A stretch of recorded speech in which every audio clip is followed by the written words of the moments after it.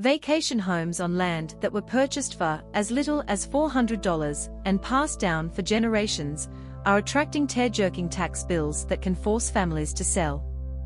The NSW South Coast has become a hot real estate market during the COVID era, pushing the prices of modest holiday homes stratospherically up.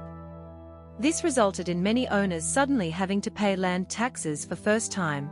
This is calculated on the value for a second home in a portfolio of real estate with value over $969,000. Sharon Deadman, principal owner of the Ray White real estate agency that serves small towns of Bendalong and Mayana, told Daily Mail Australia she had received many shocking phone calls as property prices rose by up to 300%.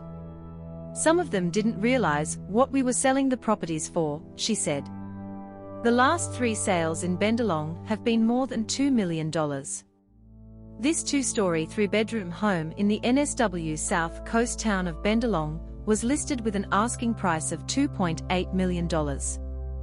Owners in the scenic seaside town of Bendalong in southern NSW complained that they were being stranded by a massive land tax increase. A 2-story, 3-bedroom home in the town is currently listed at an asking price of $2.8 million.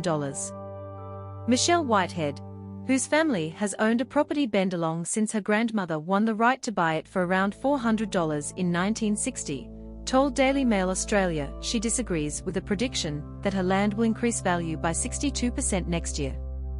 This meant that the tax bill went from $7,000 this year to over $16,000 in 12 months, from $1,200. "I don't object to paying taxes," said Mrs. Whitehead. "What I object to is methodology used to arrive at the valuation and prediction that land value will increase by 62% next year." Realtor Ms. Deadman added, "I really feel sorry for people who have inherited homes when their mothers and fathers are on the ballot no matter what year. Their families probably worked hard enough to get a vacation home because they couldn't afford to go anywhere else, but that whole dynamic has changed. The land tax is determined based on year of assessment and average value of site for last 2 years. According to NSW Valuer General, which made the determinations, value of NSW South Coast properties increased sharply by an average of 38%.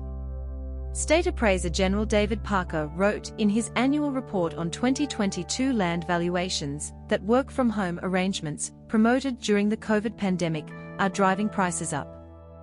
Bendalong real estate agent Sharon Deadman said that during the COVID era, coastal properties were in such demand that they were sold directly through offers before they went online. Regional and coastal markets with access to regional and metropolitan centers are particularly sought after, the report said. The spikes are questioned by many property owners, as they do not reflect recent